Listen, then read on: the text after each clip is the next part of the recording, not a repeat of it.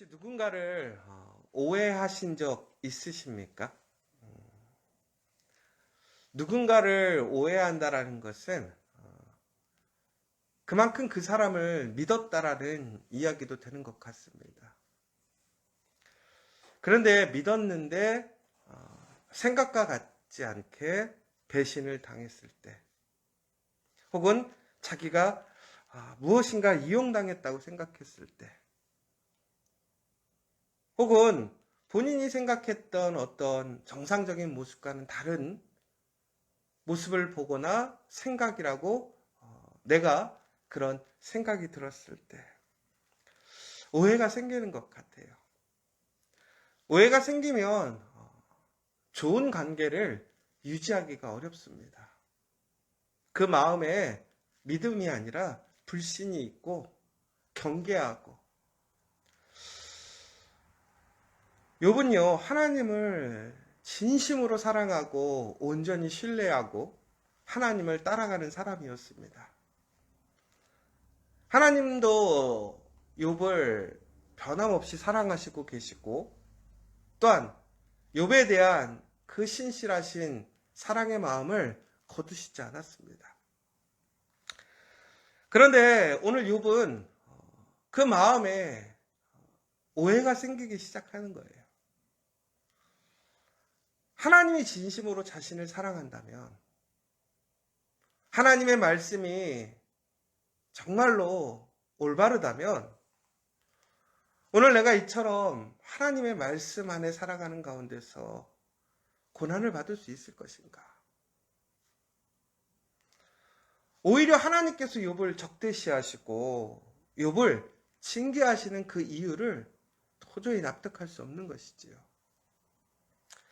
우리가 하나님을 믿고 하나님을 따라갈 때 온전히 이해되지 않는 일들이 있어요.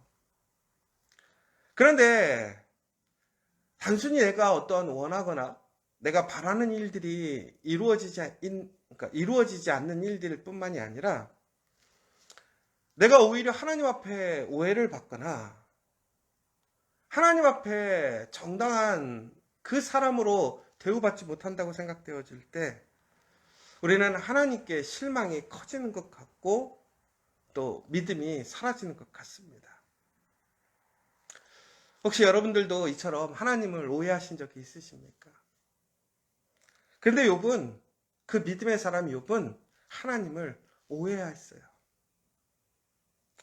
하나님이 자신을 만들 때부터 자신을 아름답게 세우실 목적이 아니라 멸하실 목적으로 만들었다고 생각을 하고 있습니다. 자신을 관찰하시다가 자신을 징벌하시고 심판하시기 위해 자신을 만들었다라고 생각하고 있습니다.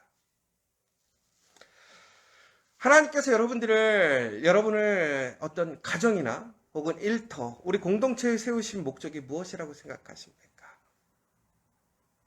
우리는 믿음이 있고 혹은 하나님의 은혜를 경험했을 때는 하나님의 선한 계획이 있다라고 믿어요. 분명히 하나님께서는 우리에게 그 말씀에 그 약속을 성취하실 거라고 믿어요. 그러나 우리에게 시험이 오고 환난이 왔을 때 우리는 그것이 흔들려요. 욥은 하나님이 자신의 죄를 사해 주시거나 오늘 구원해 주실 생각이 전혀 없다라고 단정 짓게 됩니다. 왜? 너무나 힘드니까. 자꾸 고난이 오니까. 더 이상 자신이 감당할 수 있는 수준이 아닌 거예요. 그러면서도 그는 계속 하나님께 간구하고 있거든요. 하나님 앞을 떠나지 않고 있어요. 참 이거 보면 욥도 대단한 사람인 거예요. 여러분, 우리 같으면 하나님을 오해하고 실망했으면 어떻게 했겠어요? 여러분, 누군가에게 배신당하고 오해가 생겼을 때 그 사람을 대면하는 것이 쉬운가요? 쉽지 않거든요. 그 사람 얼굴 보는 것만으로도 스트레스고 마음의 불편함과 힘듦이 있잖아요. 그 사람 때문에 내가 지금 경험하는 그 문제들, 어려움들을 내가 감당하는 것도 벅찬데 그 문제를 일으킨 사람, 그 문제를 나에게 준 사람이 내 앞에서 나와 얘기한다면 얼마나 불편하고 힘들겠어요. 그런데 그럼에도 불구하고 욥은 오늘 하나님 앞에 나와서 그렇게 오해하고 있음을 이야기하고 있는 거예요. 여러분, 어찌 보면 이것이 욥의 복이에요. 욥이 그 시험 가운데 승리할 수 있었던 비결이라는 거예요. 여러분, 우리가 신앙생활을 하다 보면 특별히 우리가 하나님의 말씀대로 살아갈 때에 분명히 우리에게도 욥과 같이 하나님을 오해할 때가 있어요. 하나님께 실망할 때가 있다는 거예요. 그러나 우리가 해야 할 일은 뭐예요? 그럼에도 하나님의 앞을 떠나지 않는 거예요. 여러분, 진심으로 여러분들에게 시험과 환난이 올 때 우리가 지켜야 할 자리는 바로 하나님께 예배하는 자리예요. 그러면 오늘 이 아침 이 새벽에 여러분 하나님께 예배하러 나오신 여러분들에게 하나님의 복이 있음을 믿으시기 바랍니다. 그런데 참 이러한 어떤 우리가 믿음의 일들 또 생각들을 통해서 오늘 욥의 모습들을 살펴보면서도 내가 만약 욥이었다면 어땠을까 한번 생각해 보세요. 사람은 항상 보면요, 자기에게는 되게 관대하고 남에게는 되게 좀 스트릭하잖아요. 근데 내가 욥의 상황이 됐으면 나는 어떨 것인가? 우리는 아마 욥처럼 그렇게 하나님 앞에 있지 못할 것 같아요. 욥과 같이 그렇게 인내하며 오히려 욥의 이 불평과 어떤 탄식은 참 보면 우아하고 교양 있는 사람이에요. 우리 같으면 하나님께 어떻게 하겠어요? 아마 극렬하게 저항했을 거예요. 하나님 앞에 불평이 아니라 하나님께 저주를 쏟아냈을 거예요. 하나님을 떠나서 하나님께 돌아오지 않겠다고 나가버렸을 거예요.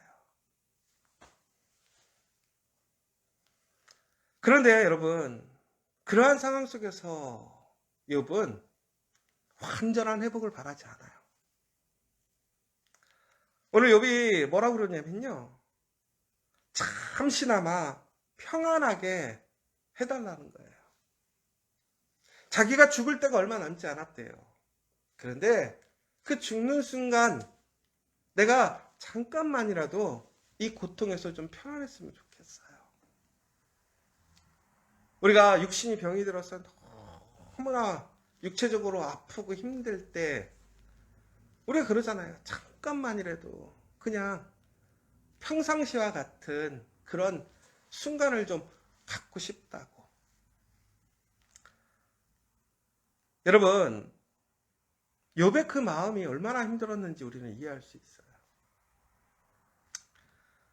여러분, 욥은 오늘 이 상황을 피해갈 수가 없고 끝이 없이 이어질 거라는 생각을 갖고 있는 거예요.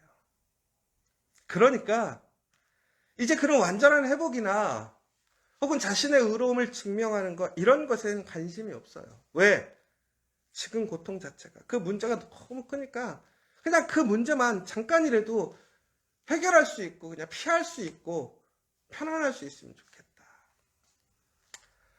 그러나 이 상황을 피해갈 수 없는 거예요. 외면할 수 없는 것이지요.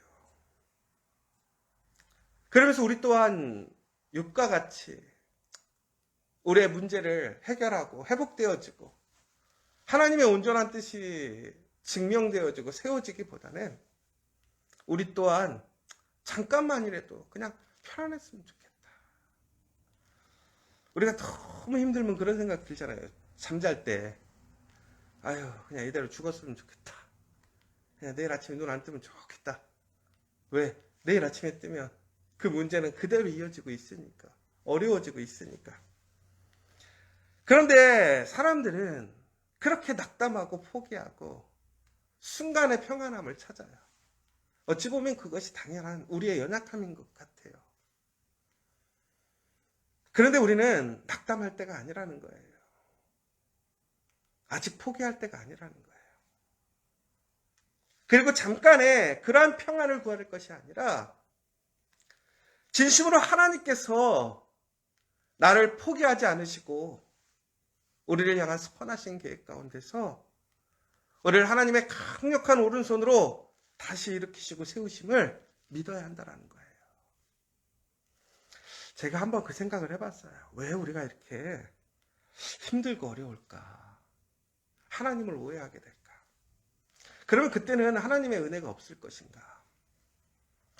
제가 오늘 아침에도 이렇게 새벽에 나와서 새벽 기도를 준비하고 이렇게 있는데 참 지금까지 온 것들이 참 하나님의 은혜고 복이에요. 오늘 이렇게 하나님 안에서 신앙생활을 해나가고 또한 살아오면서 또 하나님이 주신 그 귀한 은혜로 살아가고 있는데 여러분 한번 생각해 보세요. 저도 생각해 봤거든요. 그러면 여기까지는 그냥 항상 기쁘고 즐겁고 행복한 순간이었을까?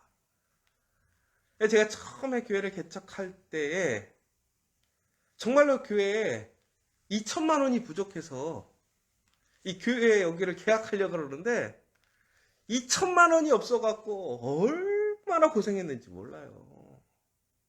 진짜로. 그 2천만 원 구하려고요. 안 가본 데가 없고요. 그런데 그리고 나서도 또 옆에 한 칸 늘릴 때도 야, 저 보증금 구하려고 얼마나 고생했는지 몰라요. 그때는 3천만 원이었어요. 근데 그때마다 너무 힘들고 어려운 거야. 근데 참 생각해 보니까 한 번도 쉬웠던 적이 없어요. 근데 그때마다 생각했던 게 그래요. 왜 이렇게 어렵지 맨날? 왜 이렇게 맨날 어렵지? 근데 지금 생각해 보니까 오늘 야, 그런 건 일도 아니에요, 지금. 그런데 그 순간 때마다 참 도저히 피해갈 수 없을 것 같고 너무나 힘들고 답이 안 보일 때가 참 많더라는 거죠. 제가 이 이야기를 하는 이유는 뭐냐면 오늘 우리가 느끼는 이러한 오해와 절망감이 큰 이유는 우리가 하나님의 은혜를 너무 많이 경험하기 때문에 그렇구나. 그러니까 지금까지 하나님의 은혜로 살아왔어요. 은혜가 너무 큰 거야. 그러니까 은혜 안에 너무 익숙해져서 내가 항상 그 어려움 속에 살아왔던 그 은혜의 시작을 까먹는 거죠. 그러니까 지금 너무나 하나님 앞에 은혜 안에서 정말 큰 위로와 평안과 하나님의 공급하심을 통해 살아가다 보니까 무엇인가 또 그거 가운데 시험이 오고 도전이 오면 우리는 그것이 참 힘들고 어렵고 하나님께 오해되는 거예요. 왜 이러실까? 그런데 중요한 것은 하나님은 그때마다 우리를 어떻게 하셨어요? 도우셨어요. 하나님의 선한 길로 인도하시고 세워주셨어요. 여러분, 하나님은 변하지 않으셨어요. 하나님의 능력도 변하지 않으셨어요. 무엇보다 하나님은 아직도 우리를 사랑하고 계시다는 거예요. 우리가 오늘 해야 할 일은 뭐냐면 낙심하고 포기할 것이 아니라는 거예요. 오해할 것이 아니에요. 하나님의 변함없으심을 우리는 이해하고 믿으며 예수님께서 우리를 위하여 십자가를 지셨던 그 십자가를 바라보고 가야 한다는 거예요. 그 십자가가 우리를 다시 일으켜 세웠어요. 십자가가 우리를 다시 살렸어요. 예수님의 그 보혈의 능력은 결코 사라지지 않는다는 거예요. 오늘 우리가 구해야 할 것은 잠시의 평안과 도피도 아니에요. 바로 오늘 이 삶의 이 고난의 자리에 시험의 자리에서 우리는 담대하게 다시 하나님을 믿고 의지하며 우리가 하나님 앞에 간절한 기도와 간구를 통해서 우리는 하나님의 선하심을 함께 이루어 나가야 한다는 거예요. 오늘 이 새벽 여러분들이 그러한 사람들 되시길 원합니다. 그래서 진심으로 하나님이 우리에게 주시고자 하는 우리를 향해서 기대하고 계시는 그 영원한 안식과 평안을 구하고 또한 얻고 그래서 진심으로 그 환난과 시험 가운데 그 과정을 거치면서 더욱더 존귀하고 귀한 그 믿음의 산업으로 연단되어져서 하나님의 복에서 하나님의 은혜로 그 은혜에서 믿음으로 증거할 수 있는 또한 그것을 고백할 수 있는 저 여러분 되시기를 간절히 소망합니다.